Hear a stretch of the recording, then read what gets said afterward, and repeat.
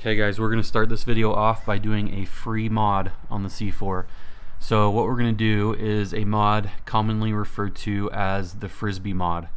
And what that entails is removing this 10-pound disc attached to the front of the water pump pulley. You guys can Google this online and get more information about this mod, but essentially just high level, GM started using a different or new AC compressor between 88 and 91, and to dampen some vibrations that were occurring, they threw this disc on the front of the water pump pulley. I guess a Corvette designer or Corvette engineer later came out and said that it didn't really work as they had anticipated, and so the Corvette community basically decided that it wasn't really something worth having on there or effective, so a lot of people started taking it off. I'm gonna give it a try on this car. I do feel like it will free up a few horsepower. The math and physics behind it makes sense. If you're taking off a 10-pound object from the accessory drive, I mean, that's got to free up some power there. So again, I'm gonna give it a try, and as time goes on, I'll keep you guys posted on if there are any side effects or not. I know it's hard to see down in there, but I'm gonna remove this middle section of the intake so we can have a better view, and basically all we have to do is just remove the 4 bolts holding the Frisbee onto the water pump pulley. I just ended up removing the entire intake, just seemed like it would be easier. So here we go. Down here, here's the Frisbee, and again, just 4 bolts. I'm going to take those out, remove the Frisbee, and then put those bolts back in, and we should be good to go. Okay, I've got all the bolts off but one. And just one quick note, guys, I've read that you do not have to take off the serpentine belt or relieve the pressure from the serpentine belt to do this, but I would feel a lot more comfortable doing it, so I am going to completely take off the serpentine belt. I don't want to risk having this water pump pulley fly up and hit me in the face somehow. I know that's not likely, but I'm just going to feel more comfortable having the belt pressure relieved. And I'm also going to replace the belt. I've noticed that I'm starting to see some cracks forming on the serpentine belt, so I'm going to get that changed out and we'll go from there. Alright, the Frisbee is out, serpentine belt is out, and I'm glad I'm changing it because it's pretty chewed up.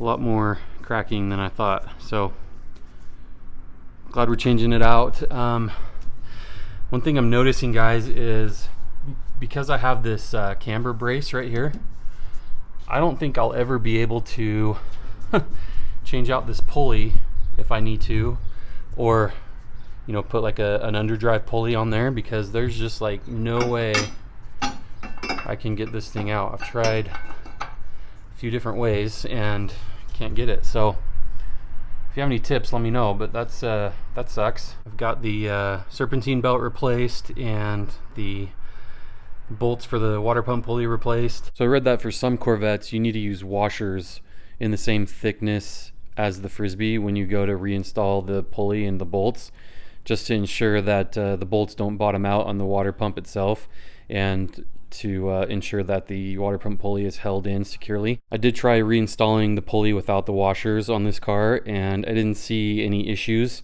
The pulley seemed to be secure and it seemed to rotate freely, but since I had these washers laying around, I just thought I'd throw them on to be safe. If you guys don't have one of these serpentine belt tools, then I highly recommend getting one, especially if you're trying to replace the serpentine belt on this car. It's kind of a pain in the butt, and this is basically the only thing that'll fit down in there. There's the tensioner. As far as the weight goes on the Frisbee, now that I have it out and can feel it, I'd say it's maybe 2 or 3 pounds, nowhere near 10, as I mentioned before. But still, less rotating mass on the front of the engine should result in a little bit of power. May not be able to notice it, but I'm a believer that a bunch of little things add up to a big thing. So I'm glad I did this. The next thing I'm going to do is the throttle body coolant bypass mod, and what that entails is splicing some coolant lines so coolant is no longer flowing through the throttle body. I've talked about this mod a little bit before in another video, but essentially GM designed the cooling system so coolant will flow through the throttle body, and that is to prevent the throttle body from freezing up in extremely cold temperatures like Alaska or parts of Canada. So what it does is it heats up the throttle body to prevent icing or freezing, but it also heats up the air going through. And so what happens is when the engine's at operating temperature, like you can't even touch the throttle body or the plenum or the runners just because it's so hot. And an effect of that is it's heating up the air, and you don't want to have warm air going through to your engine. You want cool air. So a common mod for these Corvettes or tuned port injection cars is to just completely bypass the throttle body, so coolant's no longer flowing through it. I do live in Utah where it gets pretty cold, but I do not drive this car in the winter, and even if I did, I don't think it's cold enough to warrant having the coolant flow through the throttle body.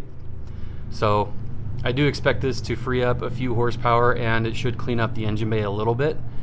And I found a test where a 96 Firebird gained about 6 horsepower and 7 pound-feet of torque by doing this mod. It was a dyno test that I saw, and I can link it in the description below. So I do think that this should free up a few horsepower. So the way it's working now is coolant flows from right here through this tube to the throttle body, and then through the throttle body, and it comes out of this hose right here, and this hose goes into the heater core.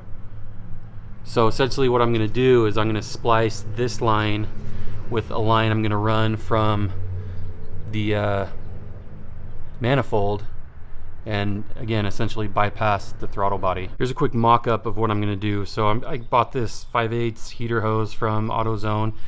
I'm going to run it from the manifold just around this stuff here, and then splice it right here with the heater hose line coming out of the throttle body. And I'm just going to use this guy right here and some hose clamps. So should look good and work pretty well. Okay, so I'm going to start removing the lines. I'm expecting some coolant to come out, but hopefully there's not a lot.